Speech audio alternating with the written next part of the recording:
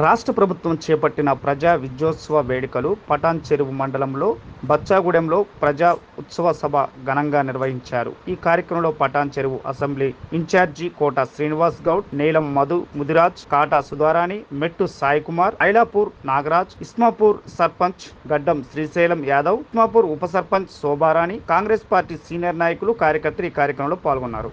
అందరు నాయకులు మరి కార్యకర్తలు, దాంతో పాటు మా మెట్టు సాయాన్ని, మా నీలం మదనాన్ని నువ్వు తీసుకురావాలన్నా అని చెప్తే వెంటనే మీ అందరికీ కూడా టికెట్ తీసుకొచ్చి ఇంత ఘనంగా గొప్పగా మరి కార్యక్రమాన్ని ఇంత అద్భుతంగా మరి ఈరోజు మన కాంగ్రెస్ ప్రభుత్వం, మన ముఖ్యమంత్రి మన రేవంత్ రెడ్డి గారు మరి ఈ డిసెంబర్ 7 తారీఖు నాడు ప్రమాణ స్వీకారం చేసిందనే విషయాన్ని ఒకసారి మీ అందరికి గుర్తు చేస్తా ఉన్నా. మార్పు రావాలని చెప్పి ఆ రోజు మనందరం కూడా ప్రజల్లో తిరిగినాం. మీ అందరి ముంగడికి వచ్చి మేము అనేక రకాలుగా మేమందరం కూడా 6 గ్యారంటీలు మీకు మధ్యలో మేము చెప్పినాం.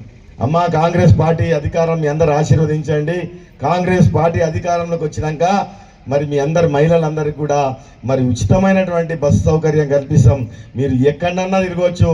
ఈ రాష్ట్రంలో మరి మీరు ఎక్కడ దేవాలయాలకు పోయినా, ఇంకెక్కడ పోయినా, మీ అమ్మగారింటికి పోయినా, మీ అత్తగారింటికి పోయినా ₹1 కూడా చెల్లించకుండా మీరు బస్సులో ఉచితమైనటువంటి ప్రయాణం చేయొచ్చు అని చెప్పి ఆ రోజు మేము మైకులు పట్టుకొని మాకు ఓట్లు వేయమని చెప్పి మేము అందరినీ కూడా చెప్పినాం.